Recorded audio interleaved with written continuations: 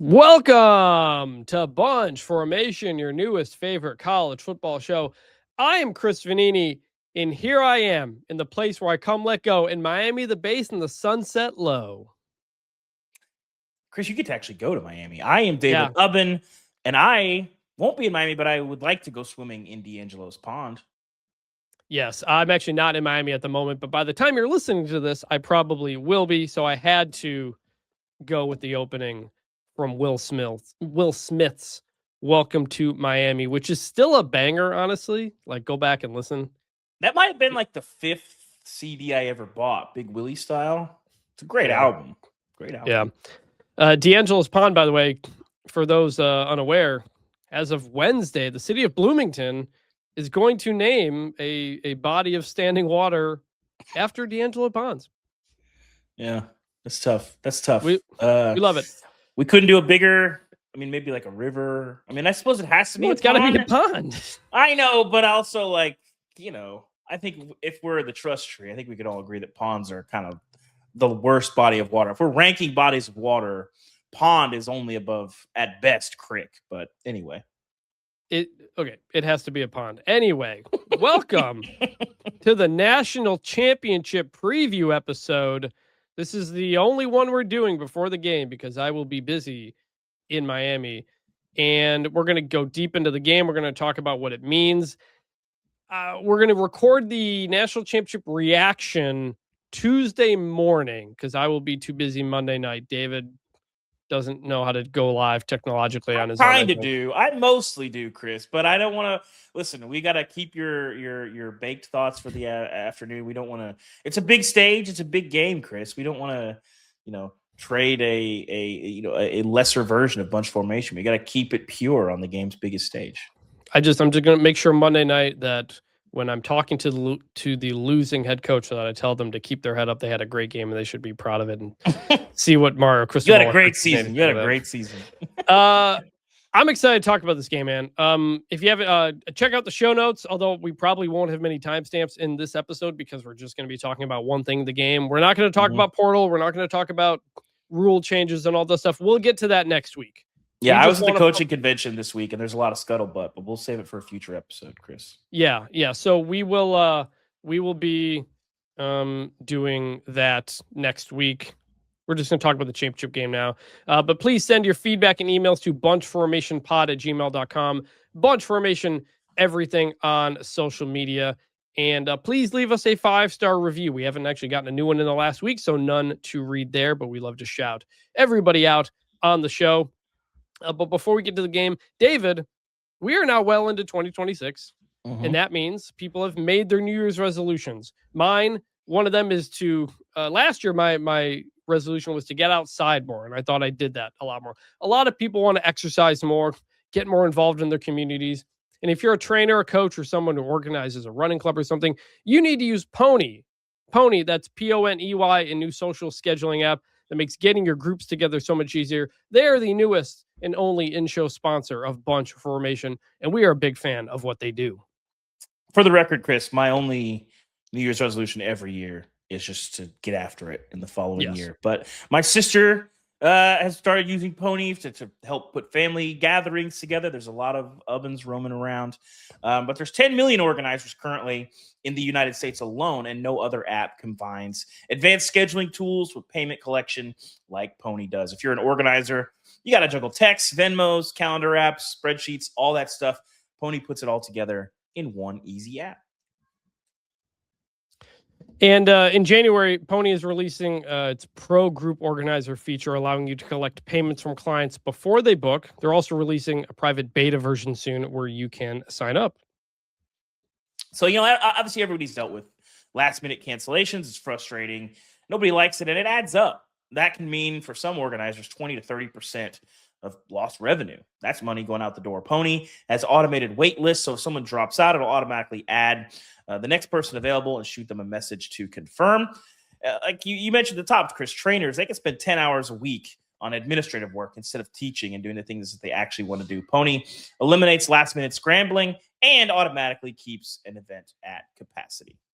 Your clients don't have to download the app either. You just send them the link with the info, and Poney does the work no problem. It's frictionless infrastructure with Poney. There are no problems. Download Poney and make organizing effortless. That's Poney, Poney.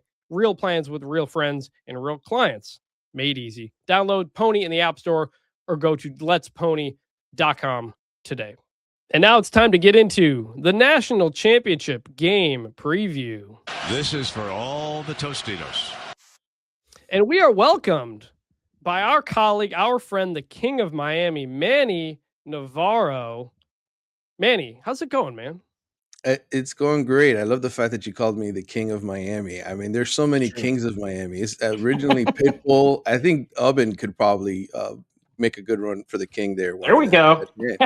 For those watching on the YouTube feed, Ubben has now put on the turnover chain that we bought at last year's national championship game. We're at the College Football Hall of Fame after we filmed some stuff, and they have chains for a bunch of the teams. Mm-hmm. And I was like, David, we have to get this. It's the turnover chain. We end the show. You got to get it. So David's got it on.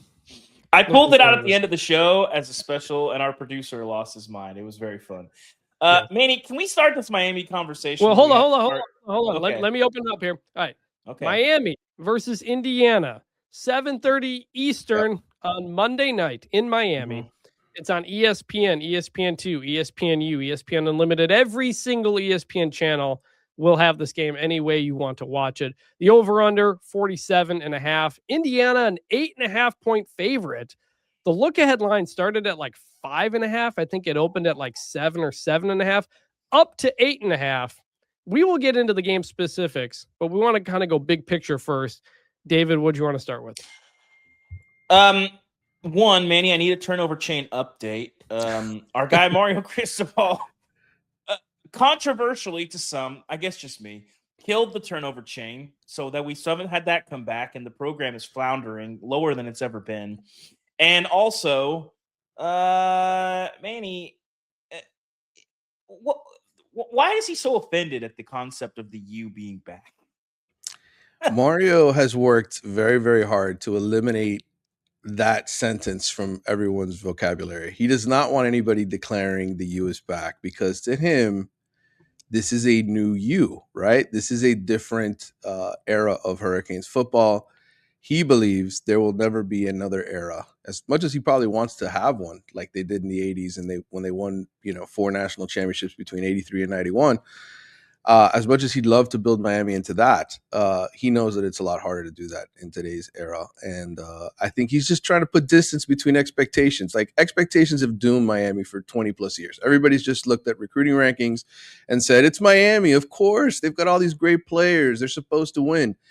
And winning just got a lot harder in the last 20 years. And for Mario, it's like he's just trying to teach people, like, this is a different era. Like, don't assume we're going to be what we were before. And that's why he does it. I get that, but also, like, on some level, I believe that when you're maybe top 5 preseason in August or whatever, when you get to this point and Ray Lewis is on the sideline and Michael Irvin's on the sideline, and I'm scared to think of the other dignitaries who will make their way on the sidelines of Hard Rock Stadium. I get maybe not wanting to make it a slogan, but like to bristle so hard at it. Am I crazy that it's like almost like it reads like almost a little disrespectful in some ways? Maybe to some involved, but I think the players who have come back, like, dude, there were so many moments of embarrassment for this program, for like all the players, like just seeing them lose some of the games that they've lost, like losing to FIU, losing to Middle Tennessee, losing to Louisiana Tech at the end of a season. Like it's just so many embarrassing losses that it's like, you guys are not what we were. Like, it's more like trying to respect that era and say, hey, like, what you guys had was just on a different level. Enough with being a clown and saying we're the U again. Like, no, we're not that. And I think go ahead. And you did a story, I think, Manny, right? Trying to find the turnover chain, right? Yeah, I did, and unsuccessful. Nobody wanted to help me. Mario wanted to make sure that it was dead somewhere in some janitor's office. I asked. I actually went to the University of Miami Hall of Fame and started asking questions. And I knew I was on to something when immediately they began whispering as if I was saying a bad word. So. If you Yeah. want to be a hero, if you're listening to the show and you want to be a true hero and you have access, don't say a word. Just show up on the sidelines wearing the turnover chain for the game. That's all I ask. And if you want to get it to the show, I will be there at the game if anybody wants to deliver Well, to it me is or worth Manny. like 40 grand, so you could definitely give it to the show. Probably not. All right. As for this game, here's what's on the line, aside from obviously the national championship. Some crazy stuff here. Miami has not won the championship since 2001. Indiana has never won a national championship. They would be the first time national champion since Florida in 1996. The Big Ten has not won 3 straight national championships since 1940 to 1942. That was Minnesota, Ohio State. Also, the last time they won 2 in a row, which has happened. The ACC hasn't won the championship since Clemson in 2018. And Indiana could be the first team to win a national championship, Heisman Trophy, and have the number 1 pick since 2019 LSU. That was also done by 2010 Auburn, a couple of Notre Dame teams in the 40s, in 1942 Georgia. So it's a very fresh game. Now I want to talk about what this means. What does it mean to have this kind of championship game?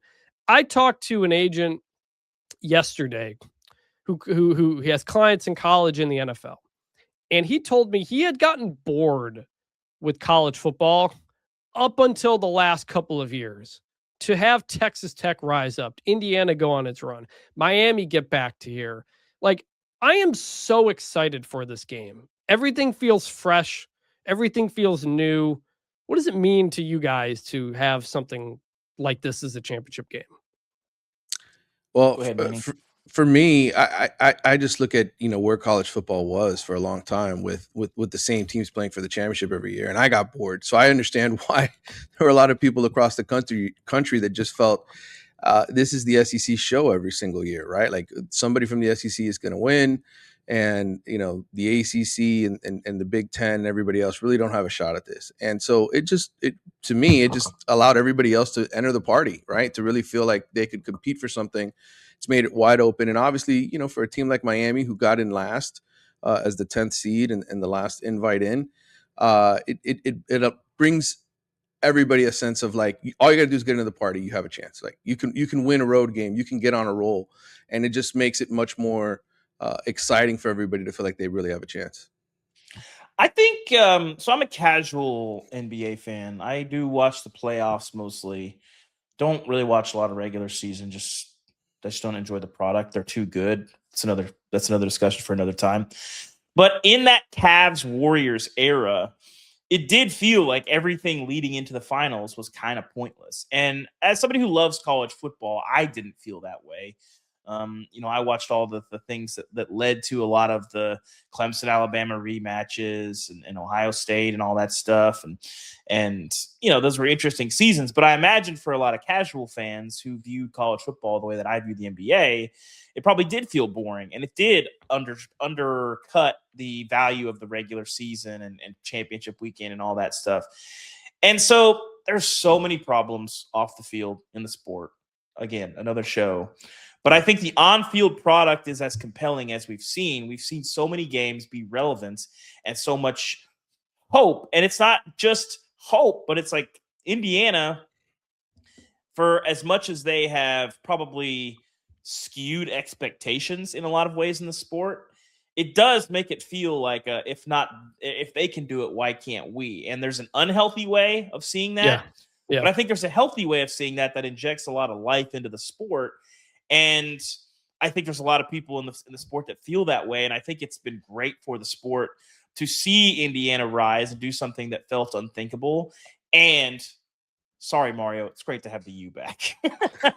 Like, David, you and I were texting before for the game about this because Bill Simmons had a college football take, which he thought the NIL and all this stuff just made the rich get richer, and it was only going to be 10 to 15 teams or whatever at the top. And we both disagreed with that. And I kind of realized, like, it was 3 different things that got us to this moment. NIL on its own may actually have done that for us to only a handful of teams at the top.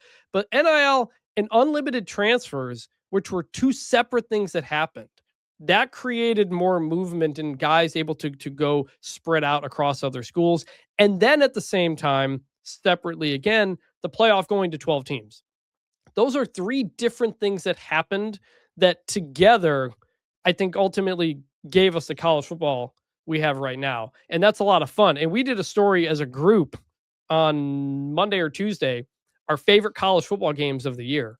We listed like 25, 30 games, and there were so many that impacted the season. I did Florida State, Virginia, the double overtime game. Virginia nearly made the college football playoff at the very end. We like all the, Miami, Notre Dame at the beginning turned out to be a massive game for where we are now. Penn State, Indiana, just tons of games, playoff games, championship games, and it does feel like we have a lot more that matters, and a lot more teams can do a lot of different things. I think that has been incredibly fun. The NBA right now has that parity. It's what like 7 or 8 different teams have won the title in the last 10 years or something like that, and I think that's ultimately it's ultimately good. Now let's talk individually. Miami, Manny, what does this mean for Miami to be here? You're there in Miami. The game's going to be there in Miami. What has this meant to that community and that program to be on this run? Well, you throw in the fact that Fernando Mendoza obviously comes from South Florida, went to the same high school as Mario Cristobal. His dad played with him. That storyline is just phenomenal in itself. But I think for the city itself, like having covered just about every team in this city and lived here my whole life, I'm 47 years old. Football was king for a long time, right? And the Miami Heat took over with LeBron James and Dwayne Wade, and I got to see that run up close and how the city sort of transformed from a football town to a basketball town. Being a Dolphins fan in South Florida has really sucked for a long time. And Miami in football, the Hurricanes, getting back to this point, it's just brought, I mean, I didn't realize how many football fans we really have in the city because it felt like they all went away. And now it's like everybody I see on the street is wearing a Hurricane shirt. Like literally everyone. You go into a grocery store, you go into a Walgreens, whatever. Like there's 20 people in there with Miami Hurricane shirts. And it's like, where were these people? Like they certainly weren't coming to the games on Saturdays, right? They weren't a part of the last 20 plus years of misery. But they're all back now and they're all on board and living up to the Miami being a bandwagon town, right? Living up to that mantra. But look, the bottom line is like just for this city to have this moment where you got a team playing for your own team playing for a championship against a guy who's the first South Floridian with all the great players the city's produced to win the Heisman Trophy. It's pretty special, and it's just cool for me having lived here for, like I said, my whole life to see everybody this excited about football again. It's pretty cool. And to that point, real quick, like David, before you jump in, for a long time, Miami didn't have hockey teams, baseball teams, basketball teams. Like it was just football for that older generation. It was the Dolphins and the U, in the 70s and the 80s, and that was all Miami sports was. So I can understand that. Yeah, and Manny, I go ahead. No, I was just gonna add, like, the fact now that you've got an MLS team that won the championship, you got the Panthers with back-to-back Stanley Cups. It's like now all of a sudden, hey, this is a town that wins. It's not just a losing town. Go ahead. I'm sorry. Have you hung out with Messi yet, Manny? I have not been able to hang out with Messi. I've seen him from a distance a few times. Okay. My kids have gotten excited to see Messi from a distance, but no hangout yet. Manny, I have a hot take and a question for you. Okay. So in the state of Texas, pretty much every school has their own hand signal. The gig 'em, the hook 'em, all that stuff. They do flash that quite a bit.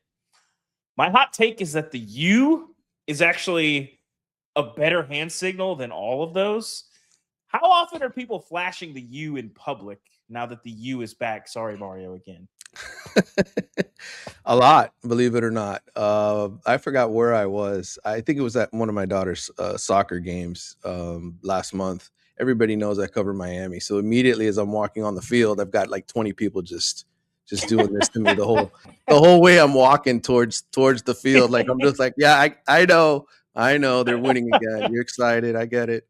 So yeah, it might be the coolest one. Like The Rock, The Rock puts it up on WWE sometimes. By the way, I did reach out to WWE to see if The Rock would be available to talk about Miami. I have not heard back. I'm not surprised. I do wonder if he might show up. I mean, the president's going to be there, so it's going to be a crazy scene. There's the famous gif of Michael Irvin and Warren Sapp on the NFL Network set, where they do that together. That's pretty great. On the other side, Indiana. What would this mean for Indiana to be here? If you didn't listen to our last episode, I had my father-in-law on the show. He's an Indiana grad. He was there when they went 0-11. Everybody's still just kind of in disbelief about this whole thing, and I think. For that place, I mean, for a place that forever was known as basketball, it is proof that, like we said, anybody can do this if you get the right people and you invest. That's the one other thing. Everybody thinks, oh, Curt Cignetti came in and had some 2-star JMU players and he won. Well, it's not just that. Like, Indiana's roster is on par with a lot of the top programs in the sport. They built a good team in year one. You add Fernando Mendoza, you add Pat Coogan, you add these elite players around them. They are spending the money on the coaches, on the players. And as one agent put it to me, like, we talk a lot on here. Has Curt Cignetti's success broken people's brains? And I'm kind of writing a story about that. Like, no one's going to have any patience anymore because they're going to say, look what Indiana did. But it's a lot more than just they hired the right guy and it worked. That is a collective investment, an organization that got the Hoosiers to this. And for a team like Indiana to go on the run that it has, it is the craziest turnaround in the history of American sports to me. The only thing that compares is Leicester City in the Premier League like 10 years ago. I can't think of anything like this. It remains crazy every time I see, like, we're watching the NFL playoffs and they're previewing the national championship. Here's the graphic, Miami, Indiana national championship. And I'm like, what? We're living inside of some kid's CFB 26 dynasty is what's happening, Chris. Yeah. I can't believe it. Yeah, I think the interesting thing about this Miami team, and I wrote about this a little bit coming off of the Peach Bowl, is it's not even just that, but it's that, like, they're a Cinderella story from a narrative perspective, but they just beat the crap out of teams, man. They're so physical. Like, it's not even just physicality, and it's not like they have this system that people don't really know how to react to, that's made them an advantage. Just like, they're more physical than other teams. They don't make mistakes. They push you around. They want to pound the rock, and it's old school football. And it's wild that Indiana is a team that's doing it. So it's like not even just the story, but the how. Like, I think it would be cool if they were doing this with some weird system that people hadn't seen before, and you kind of thought, like, well, it's going to take 3 or 4 years for coordinators to catch up and figure out schematically. But it's like, you can't schematically catch up to we're getting blown off the ball. Yeah. Well, I was just going to say, for Miami, it, like, the A-gap thing. Like, I remember in the middle of the season when they lost to SMU, so many fans were pissed with Shannon Dawson. Like, come on, dude. Why are you running it up the middle? You've got Malachi Toney. You've got all these receivers, and yet we get to this playoff run, and it's like A-gap all day. That's what they're doing. Like, just running duo all day. So I talked to the great philosopher Brent Key, run the ball. Hold up, I got that. Run the ball.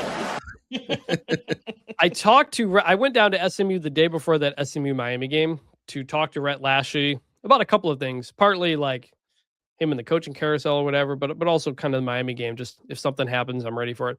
And he told me he thought Miami was the best team in the country. He thought they were the most complete team in the country. I said, yeah, but that Louisville game, that was pretty rough. But he's like, no, that was a weird game. Like, the turnovers are one. Louisville jumped out to that lead very quickly, but the rest of the game was Miami.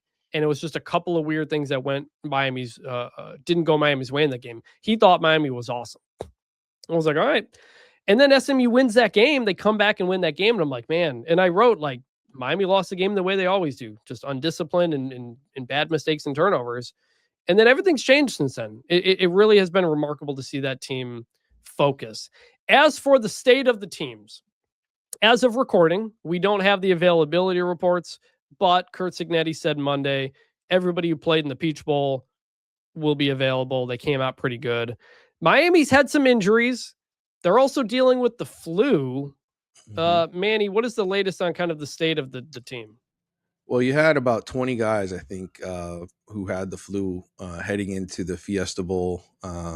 Mark Fletcher being one of them. He didn't look like anybody who was sick to me the way he was running the ball, but I call it the Jordan game for Mark Fletcher. I don't know. I think it's something that a lot of people, fans too, reached out to me and said, "Man, I went to the Cotton Bowl and we all came back sick. Like we all, I don't know if it was the same flights, leaving Dallas and heading back home, and everybody just passed it to each other." But I'm hoping Ari Wasserman got me sick at the Cotton Bowl 2 years ago, so maybe it just happens there.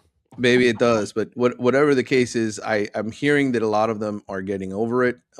It's made its way through most of the team, and so Mario's hopeful they'll be over and done with. Sleeping in their beds here will help them out. Yeah, and some of the linemen were hurt. The defense went down with a lot of injuries in that game. Yeah. Cristobal talked about a couple of them on Monday. What do you say?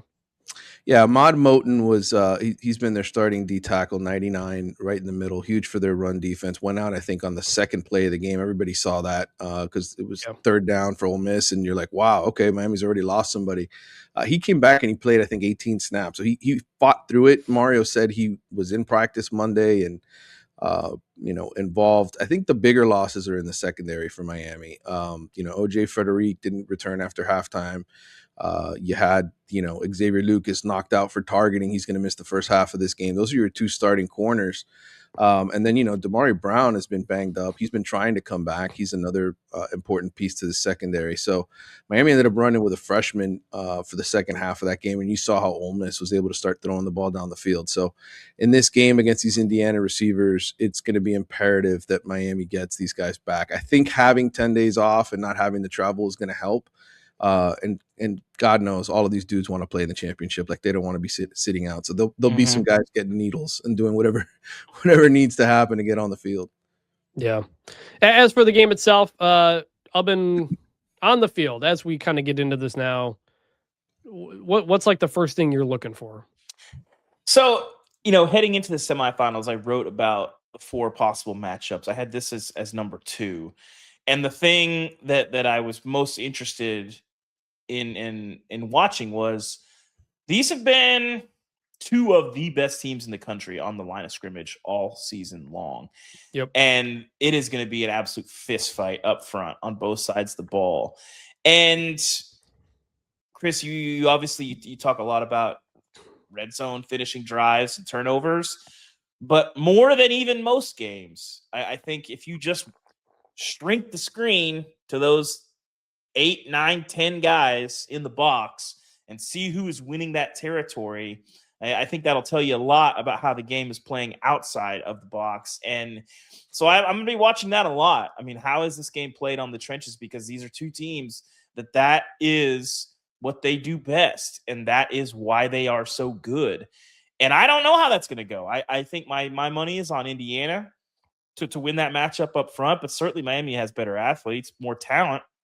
Indiana's got a lot of NFL guys, but man, it's going to be really, really interesting. And I think that to me is what's going to decide this game. And that to me is what is most interesting about this game, is watching those guys up front and seeing how that matchup plays out. Both of these teams, top 6 in the country in sacks per game. Indiana's also number 2 in TFLs. Miami is 23rd in TFLs. But we know that they have 2 of the best edge rushers in the country, and we've seen it. They had 12 sacks through the first 2 games of the playoff. They didn't get any, I don't believe, against Ole Miss. I think they only had 1 TFL. Ole Miss, they had 1 sack against Ole Miss. Yeah, and that was also partly because Ole Miss was getting the ball out quickly. Mm-hmm. They also simply didn't have that many plays. Ole Miss did. It was kind of a lopsided game in the category there. Like, I look through kind of where these teams rank, and Indiana just doesn't do anything poorly. And both of these teams, like, run the ball and run it a lot. Like, Indiana in the playoff, they've run the ball 90 times. They've only passed it 36 times over 2 games. And Miami, while they're 76th in yards per carry, they've actually run the ball pretty well in the playoff. Fletcher has almost 400 yards through 3 games. He's over 90 yards in all 3 games. both of these teams like are going to try to, I think, establish the run. And that's what they want to do there. And so can Miami run the ball, and can Miami get in third and shorts? I think that is huge, because that is what Miami has done. They were, I think, 7 for 14 against third. They're well over 50% in third downs over the last 2 games against Ohio State and against Ole Miss. And that's where you have the situation where you have over 40 minutes of ball control against Ole Miss. You're able to, they had 4 drives of 13 yards or more, I think, against Ole Miss. 13 plays, yeah. Yeah, that is crazy. And so can Miami run the ball, hold on to the ball, keep Indiana off the field, and shorten this game, essentially? Because I don't think Miami's going to hit explosive plays. This is not an offense that hits big plays. Got a couple against Ole Miss, but they don't usually do that. It's going to have to be methodical, and not many people can do that against Indiana. Yeah, I think Carson Beck is is really the key to this all, because you saw he was 1 of 7 on throws 15 yards down the field against Ole Miss, and most of this season he has not been very successful going deep. So going deep is not going to work. And guys who were open too, he just missed them. Yeah. I think what it comes down to is intermediate passing and then his decision making, right? Like I go back to the SMU game and the way that ended with the pick to Malachi, and it felt like the same exact situation against Ole Miss. You get down to the 3-yard line, you can force the ball into Malachi, or you can tuck it and run. And the one thing Carson has done consistently in these playoffs is tuck it and run. He has not forced it. The one interception he threw was a ball that was batted at the line of scrimmage. I didn't think he was necessarily forcing it. He looked like he had a receiver who was open down the field. It just so happened to get tipped. So I think really Carson Beck, his decision making has been the difference for Miami in this win streak. He is not that aggressive, I got to fit it in here guy right now. He is just making smart football plays, and I think as long as he does that, Miami can stay in this game and have a chance to win. Yeah, I think you hit on that. I think that's important, because Indiana and their defensive coordinator Brian Haynes do a really, really good job of disguising. And when Miami has struggled, it has been because Carson Beck doesn't take care of the ball. And you know, you talk about decision making, and you might think you're making a good decision, and Indiana thrives on making sure that what you think is a good decision as you wind up is a bad decision as soon as that ball leaves your hand. You saw it obviously on that opening pick 6, but disguising what they're doing, it's really going to be important for Carson Beck to be able to read those keys, see the right things. And if there's a situation where, you know, you snap the ball and Indiana's defense is feeling like, oh, we got him. He's seeing the wrong stuff. That, you know, they can't afford this doing the same things that Oregon did and giving Indiana as many short fields as they did, giving up defensive scores. Carson Beck, he doesn't have to be perfect, but he can't be making turnovers that cost them points. You know, if he's going to throw a pick, make it 45 yards downfield when you're on your own 40. Which is what the one in the Ole Miss game was too. It was deep in Ole Miss territory. I believe, and again, that wasn't his fault. Since the SMU game, I think Miami's played 8 games, and he has just 2 interceptions. And that was after multiple interceptions against SMU, 4 against Louisville. He's been a completely different player in the second half of the season. I spoke with Shannon Dawson, Miami's offensive coordinator, for about 10 minutes after the game against Ole Miss, and he talked about how he had a long conversation basically with Carson after that SMU game, and told him, like, you have legs, you can run. You're not the slowest quarterback I've coached. Like, you can move, you can move the chains. Give me 4 or 5 yards. If you can't hit down the field, give me 4 or 5 yards. And I think Carson has just sort of tried to embody that. You've seen him take off and run a lot more just over the course of these last 7-8 games.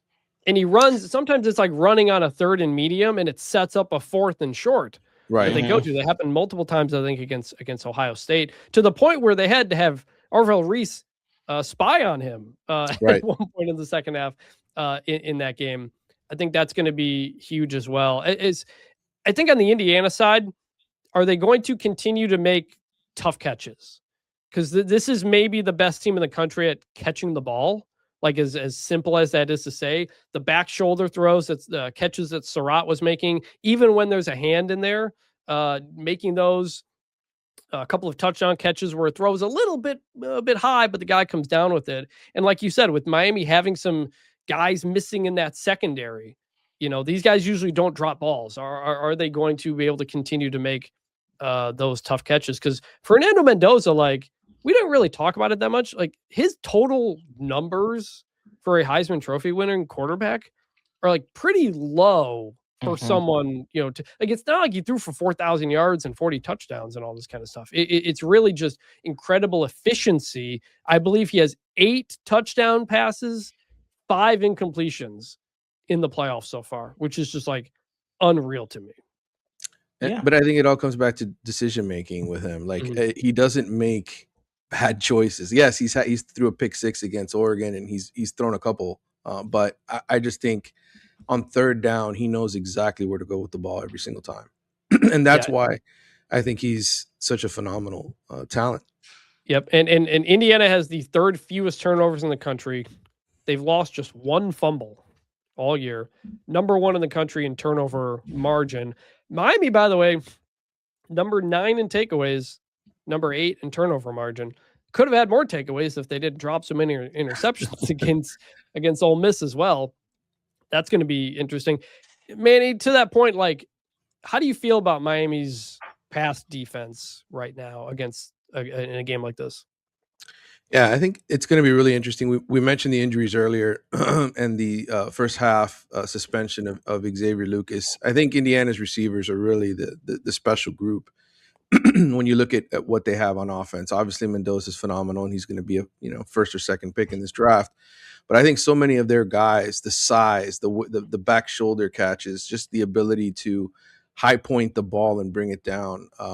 They've got 3 dudes that are legitimate threats, and so this is going to be a phenomenal challenge for Miami secondary. You go back to the Louisville game, Chris Bell torched them, right? There were a lot of moments where he was just, you could see that a big time receiver could have success against Miami, and these guys have 3 of them. So I think the key for Miami, again, is going to be shutting down Indiana's running game and forcing Mendoza to go third and long and try to just force him into make mistakes, which he normally doesn't have to do. Those third and long situations. I'd love to know how many third and long situations he's actually been in this year. I don't think there's been many because of how Can't be, because they're number 1 in the country in third down, Indiana's offense. Right. And there's along those lines a good stat here from CBS.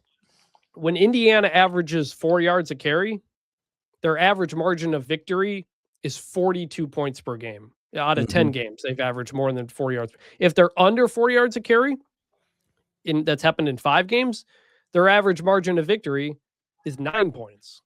So if you stop Indiana's run, the game is usually a lot closer.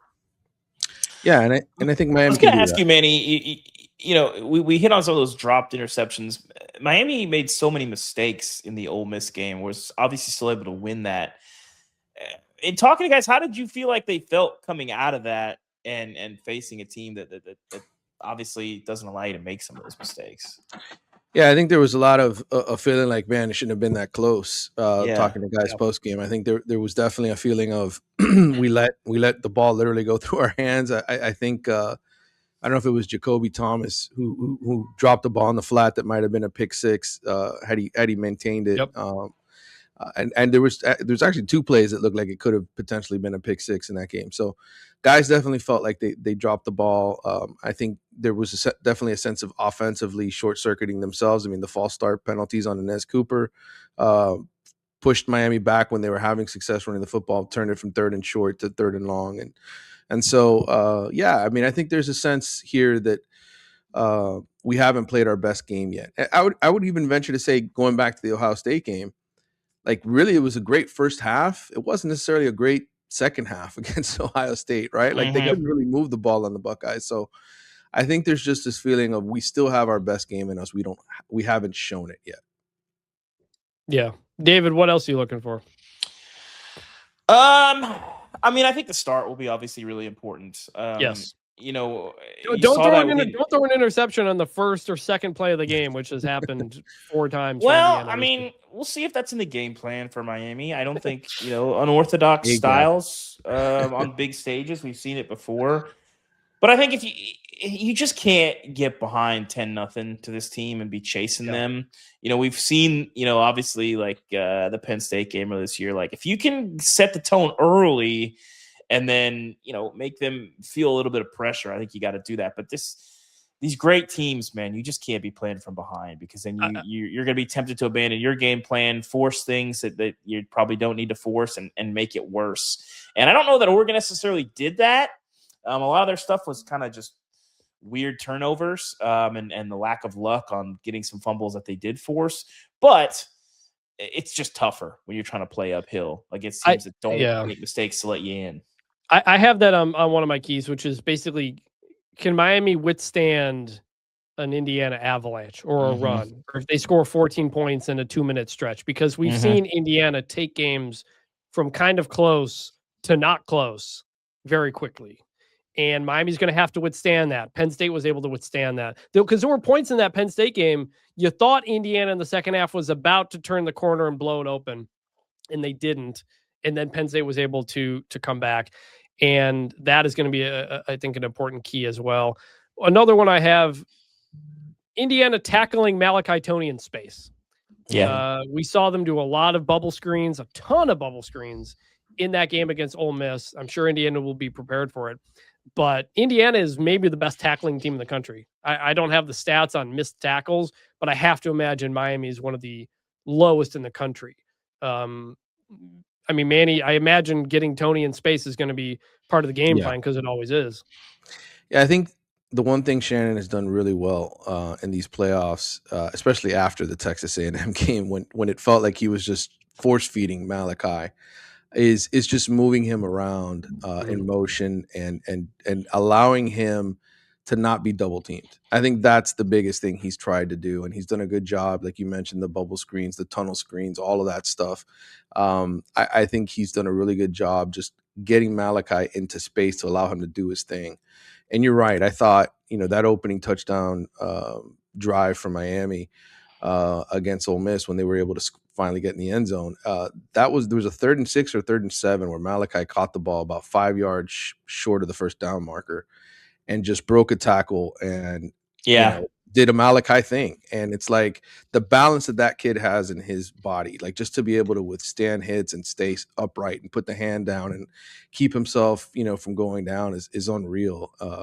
I know the catch down the sideline that didn't count got everybody's eye and was like, wow, like this guy is a freak. But it's like, to me, you talk to his coaches at American Heritage High School, it's the balance. It's like there's so many moments in his high school career where it's like, how did he get out of that? How did he just keep the play alive and keep going? And I think that's his gift.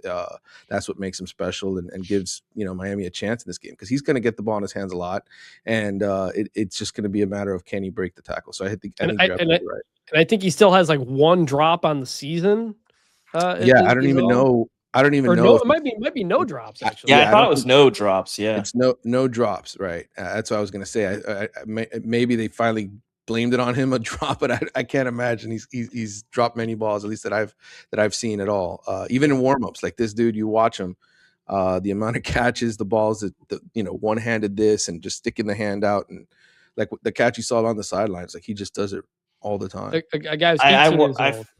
Yeah, I've been saying for a while, it feels like Malachi Toney is who people thought Ryan Williams is or was last year, just way more consistent. But it does feel like Miami, Toney in space, and Fletcher downhill, and that's what it's going to be. I'm not a huge fan of the Toney direct snap stuff that they do. I like the end around stuff, because if you block that end around right, beyond getting the edge, like if you have a gap, then he can hit it, and all of a sudden he might be one-on-one in space with a safety. I like them on the end around stuff, mixing that stuff in. But has the direct snap stuff to him like worked this year? It just feels like you're asking him to be tackled by guys that are like 80 more pounds than him. I really feel like he's setting up to throw the football, the old Tebow fake D. Does he have experience with that in high school? Oh yeah, he played quarterback for the whole state championship run after Diabell went down last year. So I'm intrigued. He's thrown the football a few times this year, usually on end arounds, but I think Shannon's been trying to build up for this play call where he looks like he's running the Malley cat and he's dropping back and throwing a bean down the field.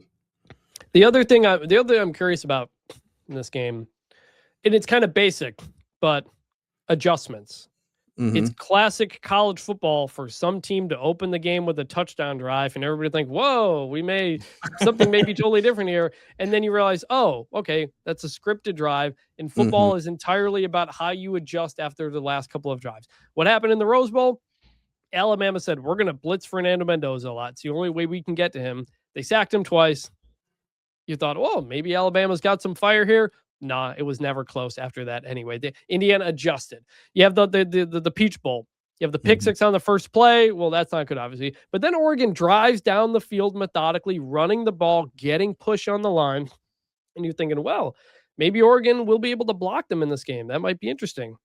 Didn't happen the rest of the day. Indiana adjusted to what was happening early on in that game. They're so good at that, the coaches, and what they do. And so it's a basic coaching thing. Like, which team is going to be able to adjust to what the other team is showing you? Because you have so much tape on both these teams. I played 15 games or 15 or 14 games. You know what these guys do. So how are you guys going to adjust to that? Anything else from you guys? I think Miami's done a good job for the most part making those adjustments through the playoffs. I think during the regular season there were a lot of moments where I questioned, like, when are they going to make adjustments, right? They certainly struggled against SMU and Louisville getting things right. But look, it's been more than 2 years that Miami has lost a game by more than one score. And the 8.5 spread, 8.5 point spread now as we're recording this, I don't think there's going to be any need for extra motivation for Miami in this game. I think being at home, feeling disrespected, feeling like, hey, nobody thinks we have a chance to win this, I would not bet for an Indiana blowout here. And you pointed out what the 83 game national championship was that Nebraska or something, when they were like an 11-point underdog or something like that. 11-point underdog to Nebraska, and all 5 national championship victories for Miami have come against teams with red and white uniforms. So there you go. There's a 3 against Nebraska Analytics, and baby. Alabama. Yeah. Now something else you noted, Manny, I think earlier today or yesterday, they couldn't barely sell tickets for that Orange Bowl against Nebraska, that first game in 83, right? It was like $20 and people couldn't get rid of their tickets. Yeah, scalpers right before kickoff were trying to dump those tickets for like $10, $7. So that's a lot different than it is now, because I looked up StubHub before we started this. The cheapest ticket I could find was $2,600 for like the upper deck. Sheesh. Like it's gone down, Chris. That's down from like the 3,800 it was earlier this week. So like what is that?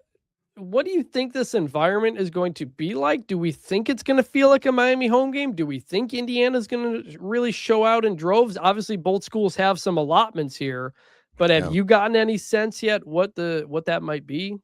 There are a lot of people who are facing tough decisions right now. Season ticket holders, Golden Canes, who have given a lot of money to this program, because there are people offering them upwards of $20,000 for their seats to this game.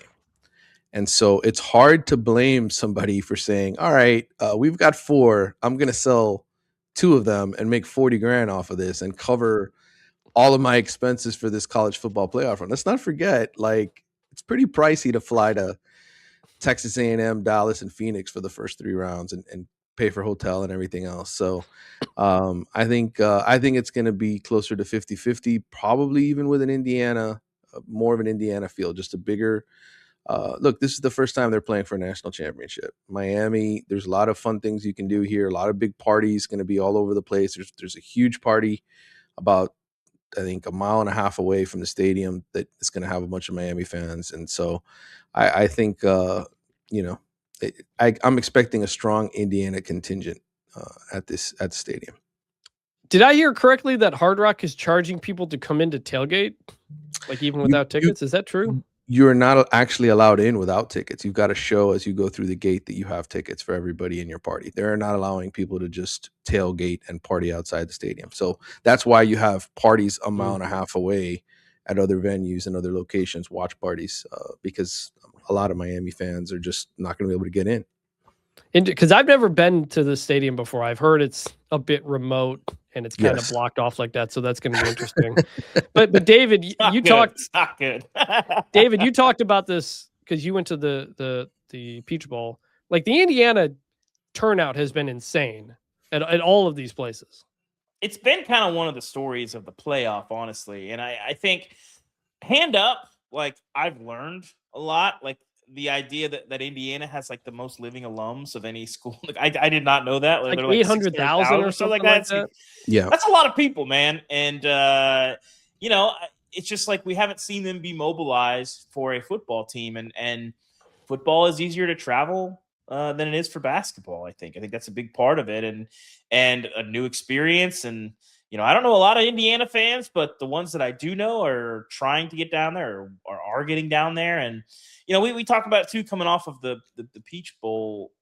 Chris, is like maybe this is the start of a dynasty. I don't know what this is necessarily, but like they're here now, and I think that Indiana fans are going to eat up whatever this becomes, and this is kind of the first step, or this is a one-time thing, or once in a while. We don't really know, and I don't think if you're an Indiana fan, they're going to want to miss it. Whereas, Miami, they've kind of obviously, sorry, Mario, with the U being back, that's a huge thing. But like Indiana can't be back. I mean, Indiana's just getting to the party for the first time. So shout out to the Hoosiers.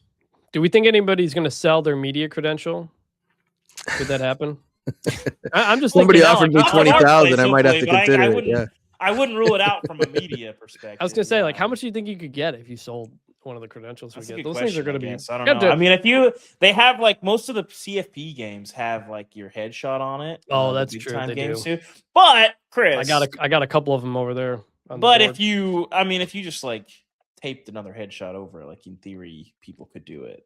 So I don't think anybody like any reputable media would do that, but certainly like if you're a radio guy that gets like credentialed, I could see that happening. But hopefully no one does it. I hope our profession is better than that. I'm curious what kind of that security is going to be like in terms of picking up credentials. I'm curious if it would just be I've covered I think the last 3 title games I've been at or been around. Mm-hmm. The environment and everything around this one is, I think, unprecedented. I don't think we will have seen a environment like this maybe ever before for a national championship, at least in the modern era. I mean, we just talked about the ticket prices back in 1983.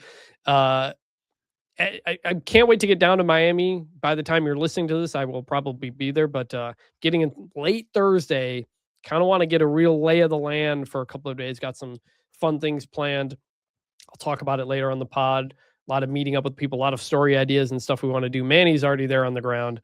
He's got his ear to the ground and what everybody's talking about. Let's talk about game picks now. So Indiana, 8.5-point favorite. Going to ask both of you guys, all 3 of us, pick straight up and against the spread. Manny, you go first. Well, I'm definitely taking Miami against the spread. Again, I mentioned earlier they haven't lost a game by more than a touchdown in over 2 years. So I think being at home, without question, will make a difference here and having a lot of motivation for this. And I think for the physical battle, they'll be prepared. As far as straight up, I already made my prediction on my own podcast. And what's it called? Plug it. The Wide Ride pod. Of course, I got to take a shot at the Seminoles fans. It's a creation of The Athletic, by the way. I picked Miami to win straight up, 31-17. 31-17. Wow. Look at Manny. I think if the Canes win this game, they're flexing. So I like it. David, what about you? Where in the turnover chain? What are the picks? So I hope that your thing comes through. Manny, this might be sacrilege to the Miami people around, but one of my favorite things that exists in Miami history is the photo gallery of the Dallas Mavericks celebrating their championship in Miami at Club Live. Yes. There's Brian Cardinal, the janitor. If you haven't seen this gallery, Chris, are you familiar with what I'm referring to? I have not. There's a photo gallery of the Mavs post-game party at Club Live after winning the title. And there's Brian Cardinal in like khakis and like a button down. There's Dirk drinking like a 6-gallon bottle of champagne. It's like incredible. Okay, So my I hope found is it that now. my hope is that we get a Fernando Mendoza postscript, post party at Live, because I feel like that would be tremendous. Maybe a little bit of Dino Nuggets, mac and cheese buffet. But you mentioned, Manny, that they haven't lost a game by more than a score in those 2 years, but they haven't played anybody like this, and they haven't played anybody as complete of a team as Indiana. So with respect to the turnover chain and the U, I feel like I should take this off making the pick. But this is going to be an Indiana. Pulling a Lee Corso here. Oh, yeah, this is going to be an Indiana romp. Indiana wins this game by double digits. They're just a more complete team. They don't make mistakes. They don't commit penalties. They can do a lot more things. They can be explosive. They can run good routes. Indiana wins this game. They cover at least 10 points, maybe more. Speaking of Lee Corso, sounds like he's not going to be there. Alyssa Lang tweeted a couple days ago that Lee Corso will be watching the game from his home in Winter Park, Florida. And my thought was like, wait, how do you not get Lee Corso to College Game Day for this game? That's concerning to me, but hopefully that doesn't mean bad things anyway. Yeah, I don't know, but I hope he's okay. I believe we're looking into it, maybe doing a story on it or something. But Indiana Miami national championship game. I'm going to go Indiana. I'm going to go Indiana big. I think this team is peaking at the right time. They are playing as good as they have all season, seeing what they did to Alabama, seeing what they did to Oregon. Miami injuries, especially in the secondary, that first half, that is concerning. I think Indiana wins. I think Indiana wins big. I can't believe I'm saying that about the sport of college football. I know. But I am rooting for a good game. I was at the TCU Georgia game I've got up there. That was not fun to cover that game. It kind of sucked. I was there. It was. I have covered plenty of blowouts over the last couple of years, and people tell you media root for this or that or whatever, all they root for is a good game. That's all we want. I want it to be exciting. I want it to be fun. I want to be down on that field in the final 5 minutes, knowing that anything could happen. And that feeling I get is like my favorite feeling in this business. When you're down on the field late and you don't know what's going to happen, and you know writing your story and turning it around is going to be a nightmare, and figuring and you're scrambling. I want a good game. I think Indiana's going to win. I think Indiana's going to win comfortably, cover the 8.5.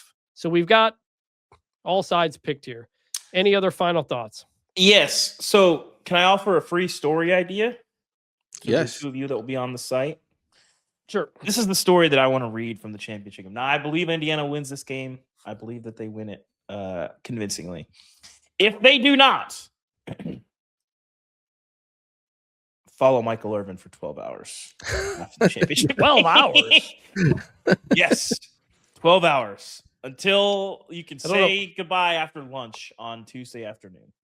I don't know if we'll be I don't know if we'll be allowed in certain places he goes. I don't know if we will be viewed as accomplices to certain things that may happen. You own the place. Bring a 6-gallon bottle of champagne, whatever. Manny, whatever Michael Irvin does for the 12 hours after Miami wins the championship, that's the story that I would like to read off of the Miami championship. Personally. Manny, if Miami wins, what is that going to be like? What are the clubs going to be like? Like, what can you imagine? Having lived through the Heat years most recently, and seeing the Panthers celebrate. I saw the Panthers one. Yep. I can tell you those were awesome parties. But again, this is a football town, and it's going to hit another level that you didn't even see in the Big Three era with LeBron and Dwayne and those guys, and even the Panthers the last 2 years. And the Panthers know how to party. There will be people on the beaches. Michael Irvin, I don't know where he's going to be after 12 hours. But I know I hope he runs a similar trek as J.R. Smith, where he just refuses to wear a shirt, or he just everything he sees for the next 12 hours just takes a beating with his belt, whatever he's got to do. But that's the thing though, because normally these neutral site championship games, the teams just kind of still stay with each other. They get on the bus, hotels, plane rides, all the stuff. They're together. You got to fly back home. That's not happening with Miami. So like David, I know I said you and I are going to do the pod Tuesday morning after the game. if Miami wins that game, I may not have slept at that point, because you're right. If Miami wins, I will probably just be wandering the city with Manny as my tour guide, figuring out where we need to go and what we need to find. So that would be that fun. Could be I would like to read that story as well. That could be a lot of fun. All right, so we got 2 of us picking Indiana, 1 of us picking Miami. I cannot wait for this game, guys. I am like so excited to get down there to Miami to get the feel for everything. It's going to be incredible. But we're going to close this podcast the way we always do, and that is by remembering some guys. It's better than this. Guys being dudes. And Manny, if you're unaware, we end this show. We each name just some former college football player. Like, oh yeah, remember that guy.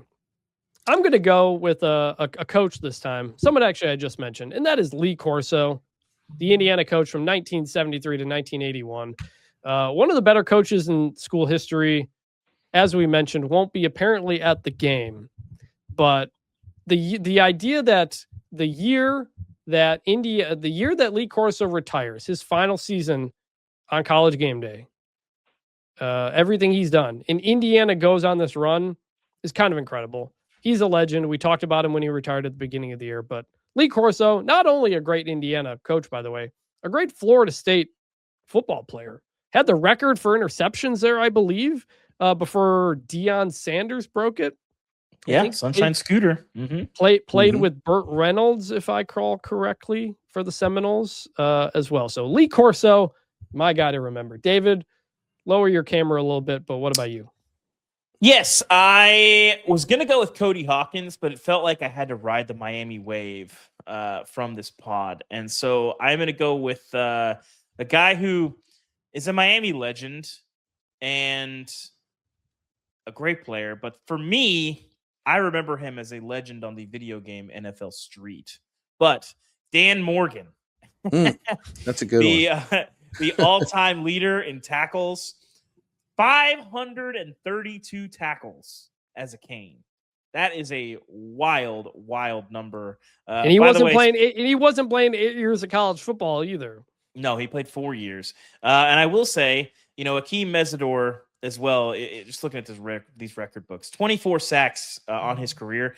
He only needs 16 sacks against Indiana to set the career record. So the U's got a lot of tradition, and there's a lot of legends. I don't think Dan Morgan has the same level of cool factor as many of the guys who will be on the sidelines. Dan Morgan now is the Carolina Panthers president of football operations, the GM there, but a great player on his own and an NFL Street legend. Did you guys play NFL Street back in the day? Yes. Yeah. He's unbelievable on that game. Yeah. I'm going to shout out somebody who I spoke to right after the Fiesta Bowl, who I think embodies what the last 20 plus years of Hurricanes football has been about. It's Calais Campbell. Long time. I think he just finished his 18th or 19th NFL season. Calais came to Miami in 2004 when the dynasty was dying. Got drafted in 2008 when Miami, I think, had 14 Pro Bowl selections. And in 2020, he earned his last Pro Bowl selection and was lonely because he was the only Hurricane there.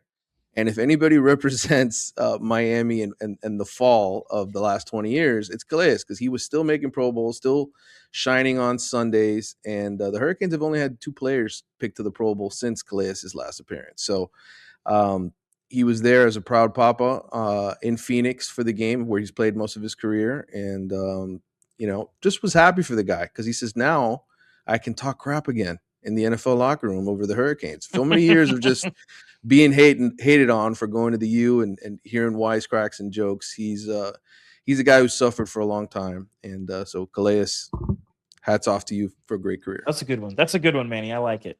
One other one, actually, thinking of that time period for Miami football, you know what this season was the 20th anniversary of? It was the 20th anniversary of the 7th Floor Crew. Oh, yeah. That's right. Shout out to Greg Olson. Also, shout out to Third Leg Greg, who's doing a great job on Fox right now. I think I pitched Manny to do a story on that, but I don't think anybody wants to really. I don't know if anybody wants to talk about that anymore. It's a tough look. Listen, if you go back and This is tough lyrics from the. I love 74 that they crew. included that. Was it the U Part 2? The Mhm. sequel. Billy Corbin so. made sure. Yeah. I did include that. And And there- it had We the did- lyrics. We should note, Manny, we try to balance it around in terms of remembering guys. When we get to the playoff, I try to kind of keep it to the relevant programs and remember those guys. But we did at one point this year remember our guy Ja'Cory Harris, who remains one of my favorite college football players. I would not describe him as traditionally excellent, but I would describe him as compelling. I enjoyed watching Ja'Cory Harris play football. He's a firefighter now, right? Yes, he is. Yeah. Bruce wrote a really good piece on him, and I've seen him a couple times out there on the high school sideline. So I can't wait to see everybody who's on the sideline for this game. We'll be looking through and reporting back. So we will be back on Tuesday morning if I survive a potential Miami celebration party to recap the national championship game. This is the only episode till the game. We wanted to go long, wanted to bring Manny on. Thank you to Manny Navarro for being here. Listen to the Wide Right podcast for all things Miami. That's going to do it here. Thank you for listening and watching Bunch Formation. For Manny Navarro, for David Ubben, I'm Chris Vannini. I cannot wait for this championship game. And we will talk to you on Tuesday. Bring back the turnover chain. Now's the time.